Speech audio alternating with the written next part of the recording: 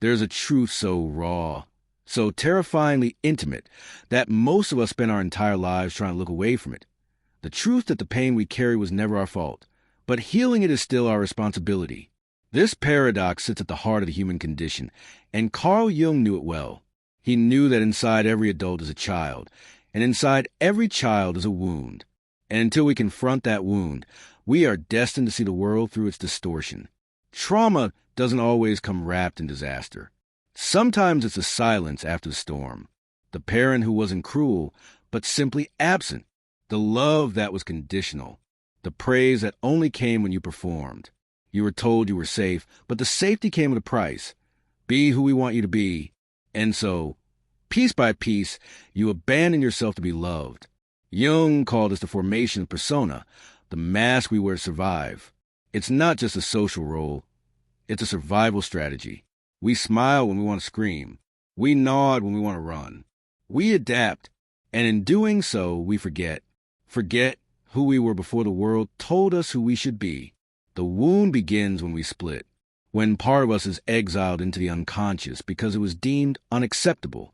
Maybe it was your anger, your sensitivity, your need for attention, your sexuality, your defiance. And so it was buried, not gone, just hidden. But the unconscious is not a graveyard. It is a living force, and what we bury there does not die. It festers. It grows teeth. It begins to show up in ways we don't understand, in the partners we choose, the addictions we form, the goals we sabotage, the lives we live that look good on the outside but feel empty on the inside. Jung warned us, until you make the unconscious conscious, it will direct your life and you will call it fate. That is the wound speaking.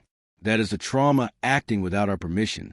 It is the child in us crying out, still trying to be seen, still begging for the love that was withheld. Many people hear the word trauma and turn away. They think it means abuse, war, disaster. But trauma is not just what happened to you. Trauma is what happened inside you as a result of what didn't happen for you. It is the loneliness that followed neglect, the confusion that followed betrayal, the silence that followed pain. And because we were too young to process it, we created stories to survive. I must not be good enough. If I just try harder, they'll love me. I'm too much. I'm not enough. These are not truths. They are coping mechanisms. But over time, they calcify. They become identities. And identities shape destinies. This is why understanding the origin of the wound is not about blame. It's not about pointing fingers at our parents or our past. It's about reclaiming our power. Because the moment you understand that the story you've been living isn't the whole story, everything changes. You are not broken. You adapted. You survived. And now you have the chance to heal. To take responsibility not for the wound itself, but for what you choose to do with it. Responsibility means responsibility. The ability to respond differently. To stop living on autopilot. To stop reenacting the pain. To stop projecting your wound onto others. To begin, for the first time, to see clearly. Jung believed that the journey of healing begins not with perfection, but with integration, with turning toward the wound, not away from it, with listening to its message, not numbing its voice, with compassion, not shame. The wound is not the enemy. It is the teacher. And the moment you stop running from it is the moment you begin to reclaim yourself. We live in a culture of escape. Everywhere you turn, there are tools designed to numb discomfort, endless scrolling, constant noise, consumerism, overworking, overeating, overthinking. Every vice and even some virtues have been twisted into subtle forms of avoidance. Why? Because sitting with ourselves, truly sitting with our raw, unsanitized inner world, is terrifying. But what happens when we don't sit with it? Carl Jung warned that what we suppress doesn't vanish. It festers, and then it rules us from the shadows. The pain we refuse to feel becomes the architect of our reality. The past we didn't heal becomes a lens through which we interpret the present. The wound we avoid becomes a map for where we walk, the type of love we think we deserve, and the boundaries we forget to draw. You think you're choosing your path, but you're just following the terrain of your trauma. Jung once said, "People will do anything, no matter how absurd, to avoid facing their own souls. Think about that. How often do you catch yourself trying to stay busy just to avoid the silence? How often do you project your fears onto others, blame circumstances, or retreat into control? Not because it's the right move, but because it's safer than facing the unknown. Avoidance doesn't make the pain go away. It just delays its arrival and multiplies its power. There's a psychological cost to every emotion we bury. The rage you were never allowed to express turns into depression. The sadness you were taught to dismiss transforms into anxiety.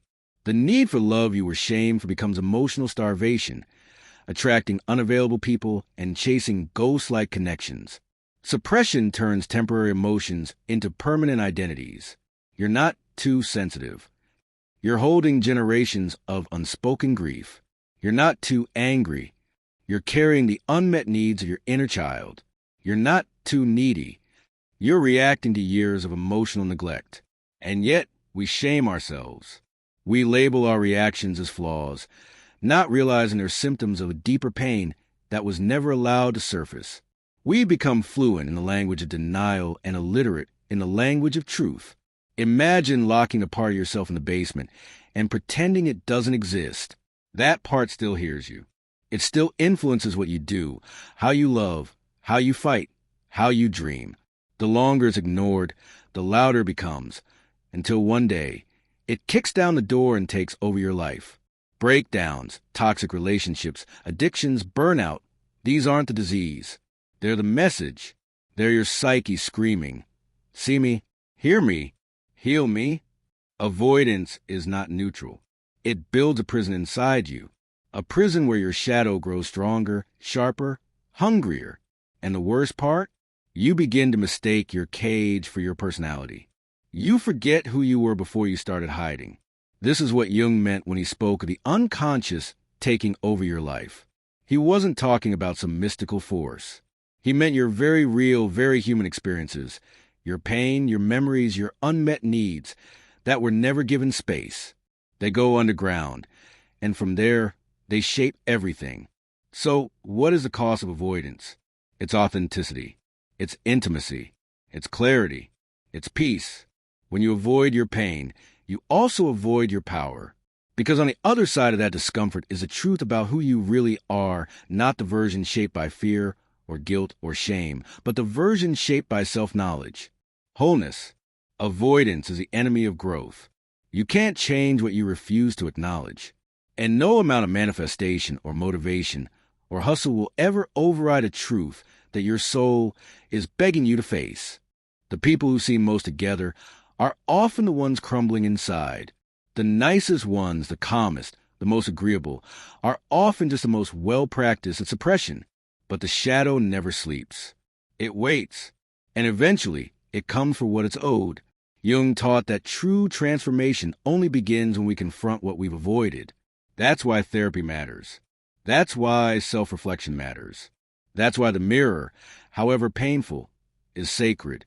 Because only by facing what's real can we change what's possible. Let's make this practical. When someone says something small and you explode, pause. Ask, what memory just got triggered? When you find yourself stuck in the same relationship pattern, pause. Ask, what am I recreating here? What am I trying to resolve? When life keeps hitting you with the same lesson, pause. Ask, what am I avoiding that I need to face? These questions are the beginning of awareness, and awareness is the beginning of power. You don't need to be fearless. You need to be honest. You don't need to be perfect. You need to be present. You don't need to fix everything overnight. You just need to stop running. The truth will hurt, but the lie will destroy you. So here's the challenge. Sit down, breathe, turn off the noise, let the silence speak. And when it does, listen. That voice beneath the fear, that's your truth, and it's been waiting for you. You probably heard the phrase, you don't see the world as it is, you see it as you are. But what if we told you that this isn't just poetic, it's profoundly psychological? Carl Jung introduced one of the most powerful concepts in modern psychology, projection. The idea that we unconsciously attribute our own traits, desires, fears, and wounds onto others. Not because we're dishonest, but because we're unaware. We don't see people clearly. We see reflections of our own unconscious. That friend you think is arrogant? Perhaps they mirror a part of you that longs to be bold. That partner you call too needy? Maybe they're pressing on your own abandoned needs. That coworker who frustrates you for being lazy? Could it be that they reflect your own fatigue, the one you're too scared to acknowledge? Jung wrote, "Everything that irritates us about others can lead us to an understanding of ourselves." In other words, your triggers are trailheads, leading straight into your shadow. Relationships, more than anything, are mirrors. Romantic, familial, professional, casual. Each one is a stage where your inner world is projected onto another human being. And most of us are blind to this process. Let's break it down. From childhood, your psyche forms schemas, core emotional templates based on how you were treated, how love was given or withheld, how safety was offered or denied. If you grew up feeling unseen, you may now feel invisible in relationships. If you were praised only for achievement, you may now feel worthless unless you're performing. Here's the catch. We attract people who mirror these patterns, not because we're cursed, but because our psyche is trying to resolve them. You don't just fall in love with someone. You fall into a dynamic, and that dynamic feels familiar, too familiar. You keep chasing emotionally unavailable partners because deep down, you're trying to win love that was once denied. You lash out at people who try to control you, not realizing you're still trying to reclaim autonomy that was stolen in childhood. You idolize someone who seems strong because you're terrified of your own perceived weakness. This is projection. We project both what we hate and what we crave. The golden shadow is just as powerful. It's when you see someone's talent, courage, freedom, beauty, and feel unworthy by comparison. But what you admire in others is also in you. Otherwise, you wouldn't recognize it. The admiration is a clue to your unlived potential. Jung said, the shadow is 90% pure gold. Think about that. The parts of yourself you reject aren't just darkness. They're strength, power, creativity, ambition, sensuality, brilliance, sitting in the basement of your psyche, waiting for permission to rise. But as long as you don't recognize your projections, you live in a dream. You react to phantoms. You mistake internal wounds for external enemies. You turn every relationship into a battlefield, fighting your past and the present. Let's get real. Ever hated someone too quickly? Felt instant disgust? Ever loved someone too fast? Idolized them? Ever assumed the worst intentions when someone didn't text back? These aren't just instincts, they're projections. Your psyche is trying to make unconscious material visible. But if you're not aware, you miss the lesson and blame the mirror for what's on your face. Here's the truth. Every relationship teaches you about you. Every betrayal, every disappointment, every infatuation, every conflict. It's all data. It's your unconscious speaking, using others to show you what you haven't seen in yourself. But this is not about blame. It's about responsibility. You are not at fault for your wounds, but you are responsible for your healing. The moment you take ownership, you take back power. Let's make it practical. 1. Notice the emotional intensity. If your reaction is bigger than the situation, it's likely projection. Ask, what part of me feels exposed right now? 2. Track the pattern. Do you keep meeting the same type of person in different bodies? That's not fate. That's your psyche, giving you another chance to heal what you didn't face the last time. 3. Own the gold. When you're jealous, ask, what does this person represent that I've denied in myself? Turn admiration into activation. 4. Watch your language. They're always like this. She's just toxic. He's the problem. Whenever you generalize, pause. You're telling a story about them to avoid facing you. 5. Ask better questions. Not why are they like this, but what part of me is reacting so deeply? Projection isn't a flaw. It's a function. It's how the psyche helps us grow. But unchecked projection leads to blame, resentment, victimhood. Conscious projection leads to insight, healing, and transformation. Here's where it gets profound. Jung believed that when we reclaim our projections, we begin individuation, the journey to becoming whole. Every trigger reclaimed, every quality reintegrated, every other seen as a reflection, moves you one step closer to your true self. The people who frustrate you the most, they are your greatest teachers. The relationships that broke you, they held the blueprint for your breakthrough. The pain you project, it's the map to your potential. This is not easy work. It requires humility, curiosity, the willingness to be wrong, the courage to look in the mirror and say, maybe it's not them, maybe it's me. But in that moment, something incredible happens. You stop being a victim of your past, and you become the author of your future. You want better relationships? Reclaim your projections. You want inner peace? Reclaim your projections. You want true self-love? Reclaim your projections. Because when you stop blaming the mirror, you finally see the reflection. And that reflection is not your enemy. It's your invitation to heal, to grow, to rise. There comes a moment in every life, a quiet, shattering moment, when the strategies stop working, when the smiles feel forced, when the goals feel empty, when the relationships feel fake, when no amount of achievement, distraction, or denial can keep the pain away. That's the breaking point. And if you've reached it, you're not broken. You're on the verge of becoming real. Carl Jung understood that the psyche has limits. You can only wear masks for so long. You can only repress, avoid, escape for so many years before the unconscious erupts. Like a volcano, it doesn't ask for permission. It doesn't send a warning. It explodes through panic, depression, rage, addiction, numbness. And when it does, it can feel like your life is falling apart. But maybe it's falling into place. Jung didn't see breakdown as a failure. He saw it as a summons, a call from the self, the deepest part of you, that refuses to live in lies anymore. Let's call this moment what it truly is, a psychic rebellion. The ego wants control. It wants order, identity, certainty.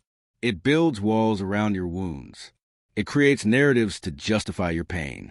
It tells you who you are and who you must never become. But the unconscious knows the truth. And when you're ready, or when you've exhausted every distraction, it sends a message louder. A job you once loved becomes suffocating. A relationship that felt safe becomes unbearable. A body you ignore begins to ache. A mind you trusted begins to spiral. You feel lost, but what you're really losing is the false self.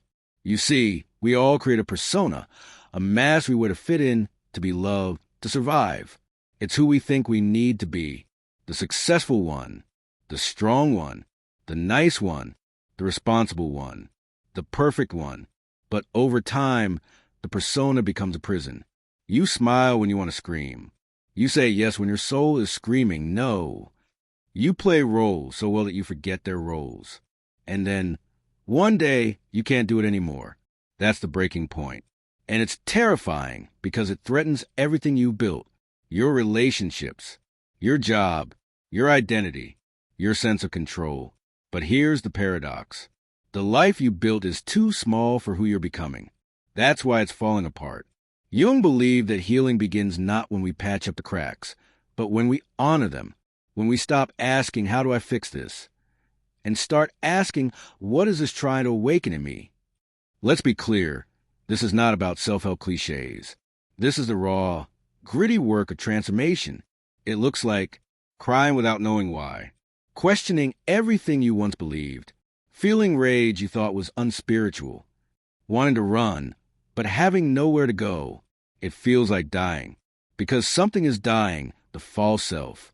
But in that death, something ancient and holy begins to stir, the authentic self, the part of you that was buried under trauma, conditioning, shame, the part that is sovereign, wild, creative, sacred. Jung called this process individuation, becoming who you truly are. And individuation requires a death, not a literal death, but the symbolic death of illusions, of masks, of patterns, of the ego's control. That's why breakdown often precedes breakthrough. So if your world is shaking, don't rush to glue it back together. Ask, what am I being asked to release? What truth have I been avoiding? What part of me have I abandoned in order to be accepted? Because the breakdown is a teacher. It strips you down to essentials. It burns away the noise. It shows you what was never real to begin with. And from that ashes, the self emerges, not as a brand, not as a performance, not as a label, but as a presence, solid, centered. Oh, this doesn't mean life gets easier. It means you stop pretending. You stop numbing. You stop apologizing for your needs. You stop outsourcing your worth. You feel. You rage. You cry. You love. Deeply, fiercely, honestly. You come home to yourself. And once you do, you can never go back. You may lose people. You may walk away from careers. You may outgrow belief systems. But you'll gain your soul. So let the breakdown come. Don't fight it. Don't fear it. Don't rush to fix it. Let it burn what no longer serves. Let it strip you down to truth.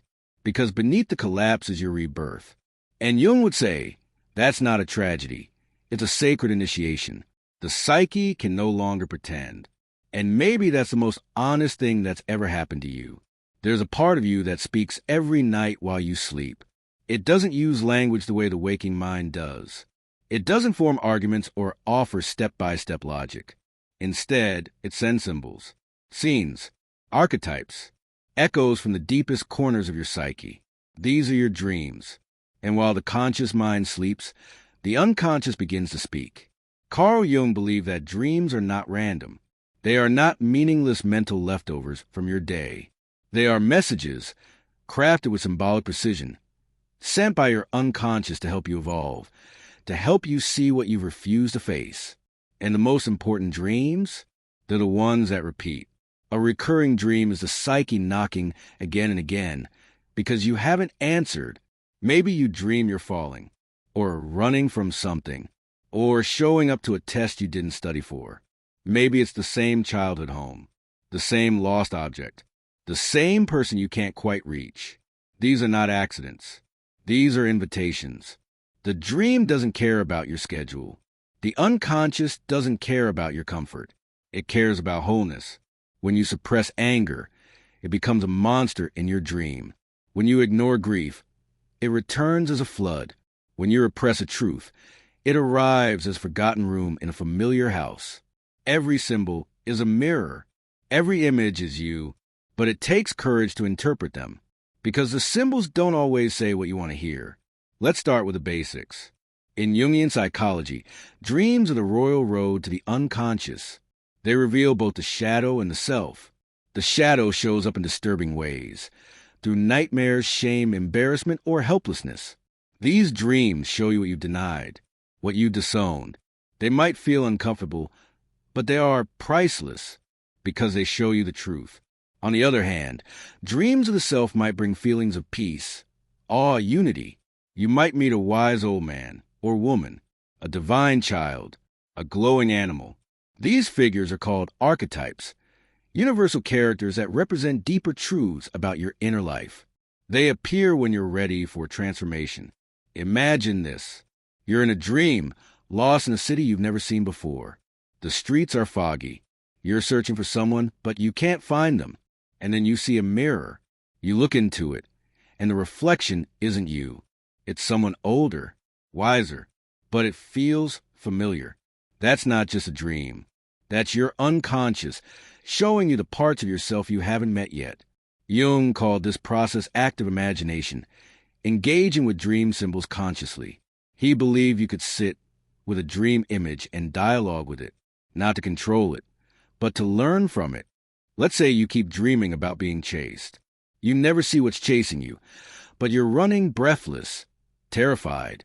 In waking life, maybe you feel stuck, anxious, unable to rest. That dream is showing you there's something in your life you're avoiding. Maybe it's a difficult truth. Maybe it's unresolved trauma. Maybe it's the fear of failure or success. But the psyche doesn't chase you to punish you. It chases you so you'll finally turn around and face what's there. Or take another dream. You're in a house. You've lived there for years. But tonight, you find a door you've never opened. You step inside, and it's an entire room filled with old photographs, dusty books, and things from your childhood. You wake up with your heart pounding. Why? Because that door is real. It's a part of your psyche. And your unconscious just gave you the key. Dreams are maps to the soul. They bypass your ego and speak directly to your essence. And the reason they repeat? Because the message is too important to ignore. If you dream of water, pay attention to your emotions. If you dream of flight, consider what you're ready to leave. If you dream of death, don't panic. It rarely means physical death. It means transformation. Something in you is ending so something else can begin. Recurring dreams are often signs of psychological stasis. They tell you you're stuck in a loop, a cycle, a pattern, and your soul wants out. But how do you respond?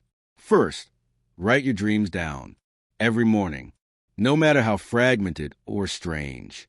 The act of remembering them is an invitation. You're telling your unconscious, I'm listening.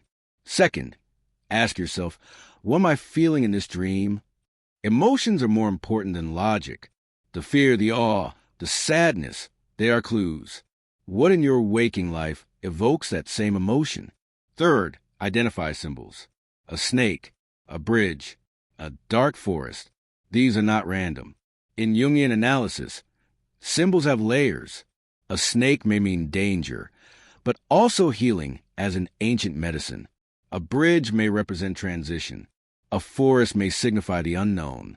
Ask yourself, what does this symbol mean to me? Fourth, stay with the image. Jung encouraged people to sit with dream symbols, even meditate on them. Let them evolve. Draw them. Write about them. Ask them questions. This process, called active imagination, can unlock insights that no book or therapist ever could. Fifth, consider the dream's progression. Has it changed? Is the setting shifting? Are you closer to resolving the chase, opening the door, reaching the destination? That means the inner work is working. The psyche is responding. Dreams are not separate from healing. They are healing. In fact, some of the most profound psychological breakthroughs occur not in therapy, but in dreams. You cry in your sleep. You forgive. You die and awaken new. And the beauty is, your unconscious knows exactly what you need. It just doesn't speak English. It speaks symbol. But what if your dreams are terrifying? Then your psyche is screaming because you've been ignoring the whisper. Nightmares are often the shadow demanding to be acknowledged. They may show you things you don't want to see, your anger, your shame, your fear. But they only become dangerous when you reject them. The nightmare doesn't want to harm you. It wants to wake you, to jolt you out of your trance, to show you what your conscious mind refuses to admit. And once you face the shadow in the dream, it often transforms. The monster becomes a mentor. The villain becomes a wounded child. The horror becomes a doorway. This is why Jung didn't just study dreams. He lived them. He kept dream journals. He painted his visions. He entered active imagination daily. Because he understood, the soul speaks in images, and those images are sacred. If you want to break the cycle, if you want to stop repeating the same pain, the same patterns, the same relationships, then start with your dreams. They hold the clues, the keys, the medicine. They will lead you into your own darkness, but only so you can bring back the light. And remember, the dream doesn't need to make sense. It just needs to be felt. You are the interpreter. You are the hero. And the unconscious is your greatest ally, if you're brave enough to listen. So tonight, when you close your eyes, don't just sleep. Listen. There's a moment when someone says something seemingly harmless, maybe a sarcastic comment, a dismissive tone, a glance that lingers too long, and suddenly your chest tightens, your pulse quickens. You feel rejected, attacked, belittled, unseen. But nothing really happened, right?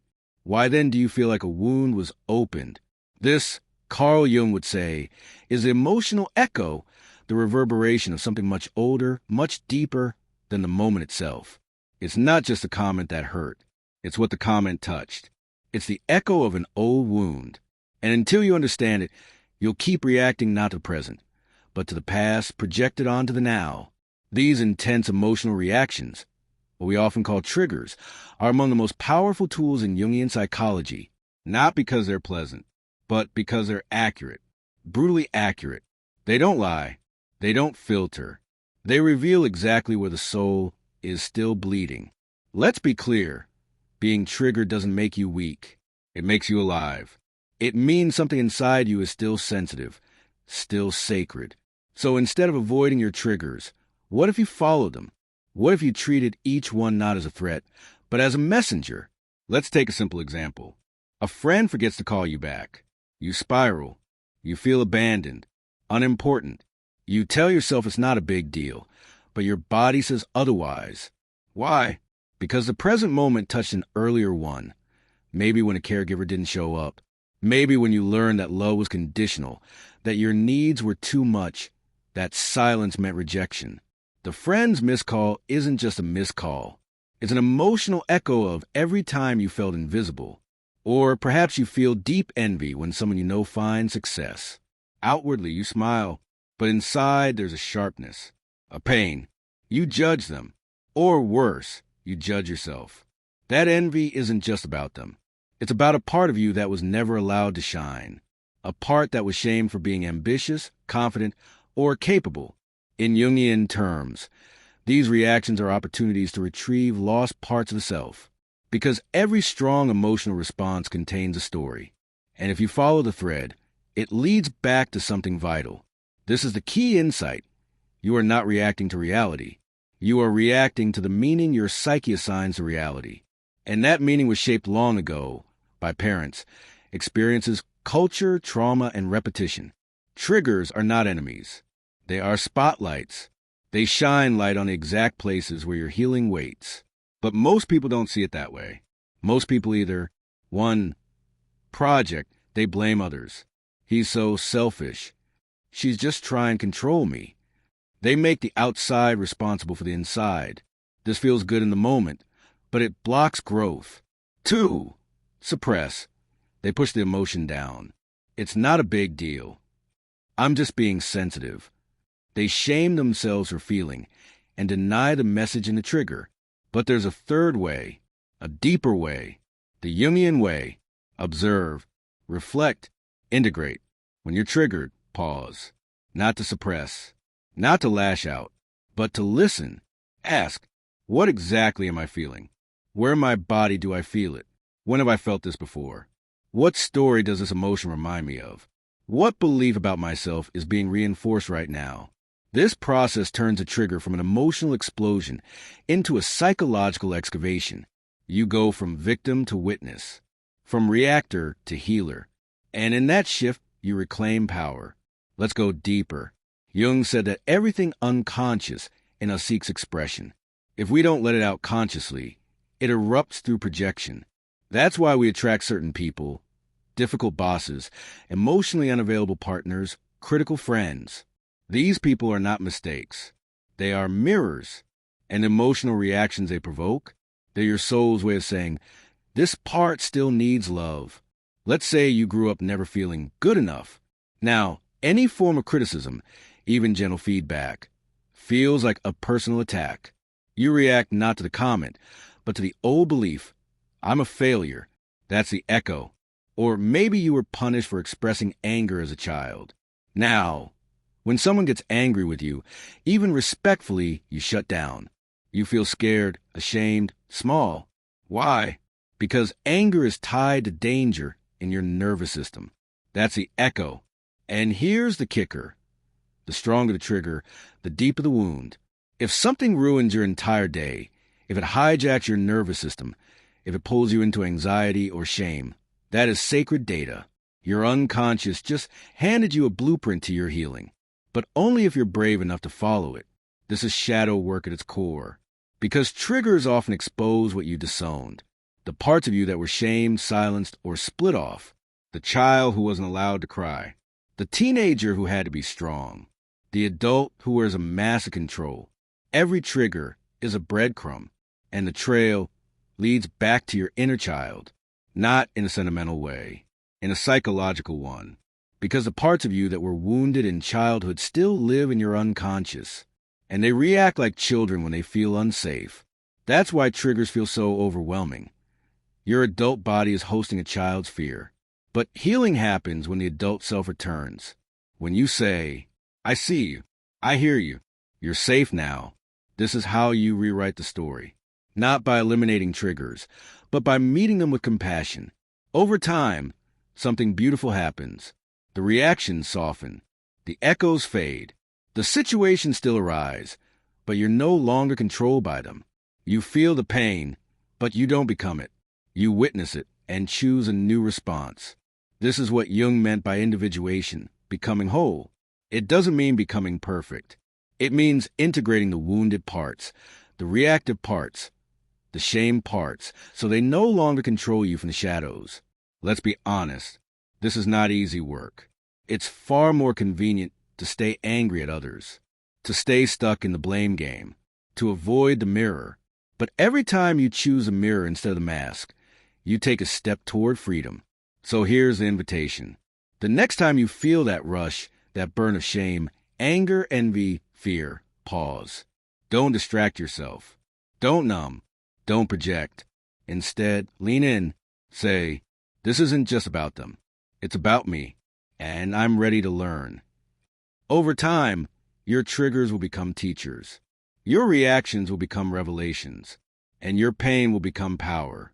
Because the truth is, you're not broken. You're echoing, and healing is remembering the sound of your own voice beneath the noise of your wounds. Have you ever wondered why the same types of people show up in your life? Why you keep encountering the same dynamics in different settings, whether with friends, lovers, bosses, or even strangers? Why life sometimes feels like it's repeating scenes from a play you didn't write? Jung would argue, you're not imagining it. You're experiencing archetypes in motion. To Jung, archetypes are not just abstract ideas. They're living patterns embedded deep in the collective unconscious, shared blueprints of human experience. They appear in dreams, myths, stories, and, most critically, in relationships. And often, when we're stuck in cycles of emotional pain, it's because an archetype is active, calling for recognition. Let's break this down. We're archetypes. Archetypes are universal psychic structures that influence how we perceive, relate, and behave. They're not learned, they're inherited. Just like your body carries genetic codes, your psyche carries archetypal codes. Some of the major ones include the hero, the one who strives, overcomes, proves worth. The victim, the one who feels helpless, abandoned, wronged. The mother, nurturing, selfless, but sometimes smothering. The father, protector, authority figure, sometimes tyrant. The rebel, the challenger of systems, often misunderstood. The child, innocent, dependent, joyful, or wounded and neglected. The shadow, all the rejected, denied aspects of the self. The anima/animus, your inner opposite gender, the source projection. When these archetypes remain unconscious, they possess us. We don't see them, we become them. And worse, we project them onto others. Suddenly, your romantic partner isn't just a partner. They're the savior, the betrayer, the parent you never had, the one who will finally make you whole. Your boss isn't just a boss. They're the judge, the punisher, the provider of your self-worth. See what's happening? You're not relating to people as they are. You're relating to archetypes inside of them, and inside of you, and this is where pain begins. The drama triangle, the hero, victim, and villain. One of the most common archetypal loops is what some call the drama triangle. You bounce between three roles. 1, the victim. Why does this always happen to me? 2, the rescuer, hero. I must fix everyone's pain. 3, the persecutor, villain. It's your fault I'm suffering. You might start as the hero, trying to save someone emotionally unavailable. When they don't change, you feel betrayed and become the victim. Eventually, your frustration erupts and you lash out, becoming the villain. Then you start again with someone else. Different name, same roles. Archetypes feed repetition until they are brought into awareness. Carl Jung famously said, "We all walk in shoes too small for us." Archetypal roles are those shoes. They were formed early, based on childhood dynamics, unmet needs, emotional survival tactics. And we grow into adults still walking in them, wondering why our feet hurt. Archetypes in childhood pain. Let's connect this to your past. If your father was cold and distant, you might project the absent father archetype onto men, bosses, or even God. You may crave approval from male figures or rebel against authority, or keep dating men who withhold affection. trying to heal the father wound by finally being loved. If your mother was overbearing or emotionally unpredictable, you may carry the devouring mother archetype. You might attract partners who smother you, or become that smothering presence yourself, fearing abandonment and clinging tight. You might even oscillate between extremes, from being the wounded child, desperate for comfort, to the punishing parent, internalized as self-criticism. These are not conscious choices. They are unconscious identifications with archetypes. And here's the hardest truth. As long as you remain unaware of the archetype you're enacting, it will dominate your life. But awareness breaks the spell. Archetypes as portals to healing. What if, instead of denying or resenting these patterns, you study them? What if, instead of saying, "I always end up with toxic people," you asked, "What archetype am I attracting? What archetype am I playing? What lesson is this pattern trying to reveal?" You might discover you've been living as the martyr, sacrificing your needs to gain love, or the pleaser, adapting constantly to avoid conflict, or the lone wolf, staying emotionally distant to feel safe. Each archetype has a shadow, but also a gift. The hero becomes the wise warrior when he learns to fight inner battles instead of outer ones. The victim becomes the empowered survivor when she claims responsibility for her healing. The shadow becomes the ally when it is integrated instead of repressed. So ask yourself, what archetypes are active in my current struggles? What roles do I keep playing in relationships? What inner figures dominate my inner dialogue? Do I treat myself like a harsh judge or a gentle lover? Do I nurture my inner child or ignore them? This is the work of archetypal integration. It's not about eliminating these energies, but balancing them. When you bring awareness to an archetype, you free yourself from its unconscious influence. You stop being possessed by it and start collaborating with it. Projection, the archetypes we see in others. One of Jung's most powerful teachings is that we don't see people as they are, we see them as we are. Projection is the act of casting our own unconscious contents onto another person. When an archetype is too overwhelming or unacceptable to face, we project it. We see someone as controlling, when it's our own unacknowledged need for control. We idolize someone's confidence because we've buried our own. This is especially potent in romantic relationships. You meet someone and it's electric. You're not just seeing them. You're seeing an archetype, the anima, if you're a man, or animus, if you're a woman. They represent your inner opposite, your soul's other half. That's why it feels like magic.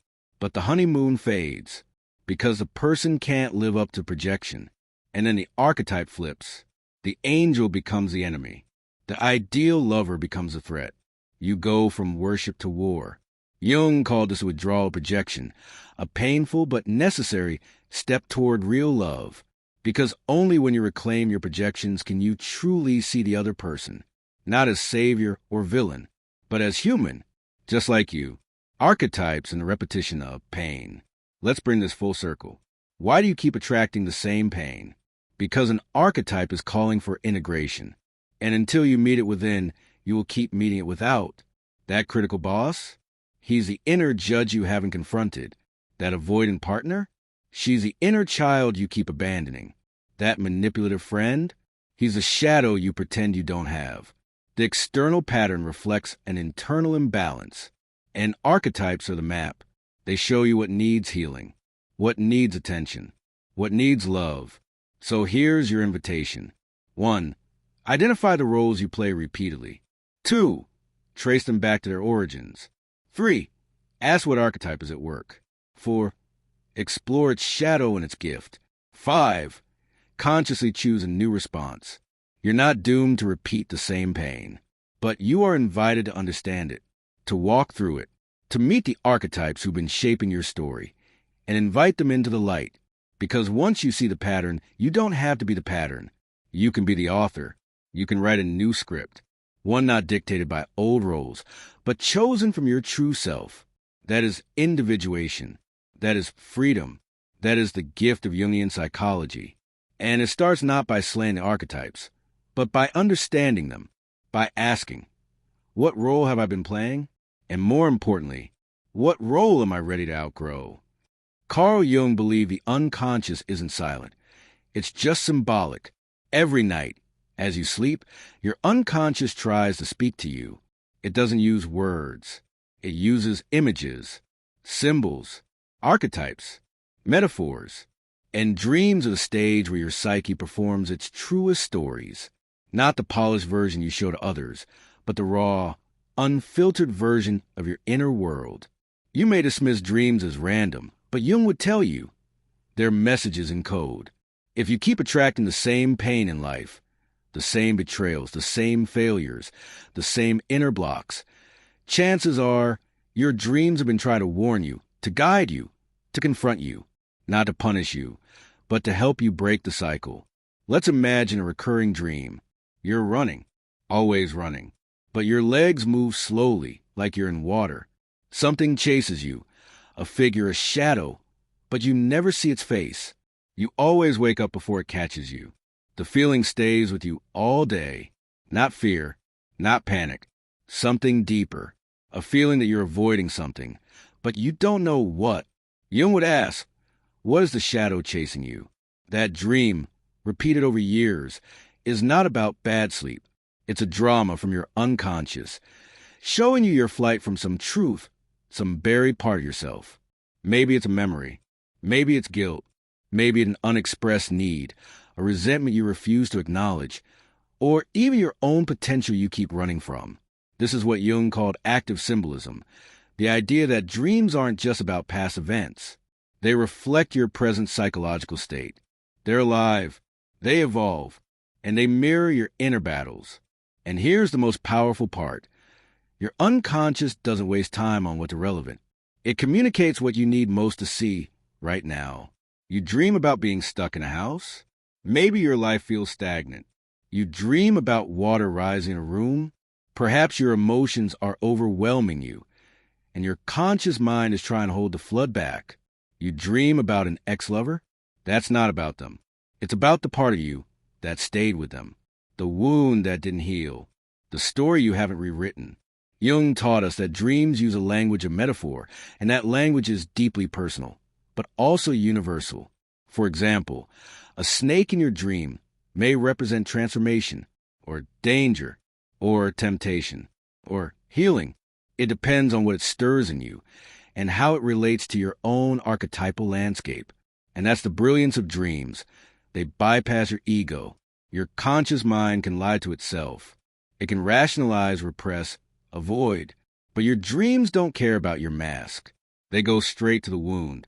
They show you what you fear, what you want, what you lost, and what you need to reclaim. Let's take the example of someone stuck in a cycle of failed relationships. They dream of being back in childhood, watching their parents fight. Or maybe they dream of being invisible at a dinner table, or shouting and no one listens. These dreams aren't subtle. They're roadmaps. They're pointing to the script. You believe love equals abandonment. Or you believe you must earn affection through silence. Or you are still that unheard child, recreating your childhood in adult bodies. And yet, we ignore them. We call them weird dreams. But the truth is, they're holy messages from the psyche, warnings, invitations, mirrors. Jung believed that to break your emotional loops, you must become fluent in this language. He even created a practice called active imagination, a conscious method of dialoguing with symbols from your dreams or inner images. Instead of forgetting them, you stay with them. You ask them questions. You write to them. You let them talk back. For example, you dream of a dark figure who watches you. Instead of brushing off, Jung would say, sit with that figure. Imagine a conversation. What does it want from you? Why is it always watching? What does it represent? Sometimes what you find is terrifying, but more often it's enlightening. You discover that the dark figure wasn't evil. It was your courage buried long ago, or your anger misunderstood, or your creativity locked away after someone told you it didn't matter. Your unconscious is not your enemy. It's your deepest ally, but only if you listen. And if you listen long enough, the cycle starts to shift. You stop walking into the same walls. You stop confusing fate with repetition. You realize This pattern isn't who I am. It's a story I've been repeating. Jung said, "The dream is the small hidden door in the deepest and most intimate sanctum of the soul. And the more we enter that door, the more conscious we become. You don't break patterns by effort alone. You break them by awareness. You don't stop attracting the same pain by willpower. You stop when you finally understand what the pain is trying to teach you. Your dreams are not nonsense. They are encrypted truths waiting for your attention. And if you ignore them, they'll keep returning. Not because the universe is cruel, but because your psyche is persistent. It knows what you need. It knows what you're ready to face. So tonight, when you close your eyes, don't run. Watch what rises. Write it down. And when you wake, don't dismiss the dream. Decipher it, because that strange, chaotic image just might be the key to ending the cycle once and for all. Carl Jung taught us that within every man lives the anima, his unconscious feminine side. And within every woman lives the animus, her unconscious masculine side. They are not gender roles. They are archetypal forces. Deep, invisible lenses through which we interpret, react, and relate, especially in love, desire, and emotional connection. If you've ever been deeply drawn to someone and couldn't explain why, if you've idealized a partner only to end up disillusioned or resentful, if you felt incomplete without someone else, you were likely not just falling in love. You were encountering your anima or animus projected outward. Let's start with the anima. The anima is the image of the feminine in a man's psyche, formed by early interactions with his mother, sisters, teachers, and the collective stories he absorbed about women. But she's not just about romance or sexuality. She represents his access to intuition, vulnerability, emotion, creativity, everything the culture may have told him to suppress. When a man has not integrated his anima, he tends to project her onto the women he meets. He doesn't see them clearly. He sees his own inner longing for beauty, emotional depth, maternal care, or approval. He falls in love not with who the woman is, but with what she reflects back to him. This is why the romance feels like a dream, intoxicating, divine. But over time, when the real person begins to differ from the projection, the dream shatters. Disappointment sets in. He might blame her or himself, without realizing that he was never truly in a relationship with her, but with his anima. Now the animus. The animus is the image of the masculine in a woman's psyche, shaped by her father, brothers, male mentors, and the stories she heard about strength, logic, protection, or dominance. When the animus is not integrated, a woman may project it onto men in her life. She may seek a strong protector, an intellectual equal, a rescuer, someone to fulfill the unconscious ideal of masculine wholeness. Again, the same cycle unfolds. Idealization, projection, fusion, followed by confusion, betrayal, or rage. Not because love is doomed, but because the person was not seen, only the projection. So much of our relational suffering comes from these unconscious forces. We fall in love with our own reflection. We mistake chemistry for destiny. We repeat cycles, chasing people who represent something missing within ourselves. But there's hope. Jung didn't say the anima or animus are problems. He said they are keys. When made conscious, they become bridges to wholeness. A man who meets his anima within, by exploring his feelings, dreams, creativity, and emotional world, stops needing a woman to complete him. He sees her clearly. He loves not from emptiness, but from fullness. A woman who integrates her animus, by embracing her inner authority, logic, and will, no longer seeks a man to give her strength. She brings strength into the relationship. When both partners have integrated their inner opposites, love becomes something different. It becomes conscious, no longer a search for missing pieces, but meeting of two whole souls, both aware of their shadows, their projections, their patterns. Let's take an example. A man constantly falls for emotionally unavailable women. On the surface, he blames them. Why can't I find someone who opens up? But the real question is, why is he drawn to them? Jung would point him inward. Perhaps his anima is wounded. He fears vulnerability, yet craves it. By seeking it externally, he avoids facing his own emotional world. Or a woman finds herself always dating aggressive, dominant men. She says she wants peace, but her animus is unbalanced. She's drawn to power she hasn't owned within herself. Until she reclaims her own voice, she'll keep repeating the cycle. This is not blame. It's liberation. When you realize that you've been seeking parts of yourself in others, you stop chasing. You start integrating. And as Jung said, the privilege of a lifetime is to become who you truly are. The anima and animus are not lovers. They are teachers. They show you where you're split and where you can return to yourself. So the next time you feel magnetized to someone, stop. Ask yourself, what part of me do they represent? What am I seeing, them, or my longing? Do I want to possess them or understand myself through them? That shift from projection to reflection is the beginning of healing. It's the moment you stop asking others to complete you and start asking yourself to awaken. So if this journey spoke to your soul, share it. Let it be a mirror for someone else. Let it ripple through another mind that's ready to wake up. And if you're ready to keep going, to keep facing the truth, to keep peeling back the layers, to keep becoming who you truly are, subscribe to Carl Jung Depths.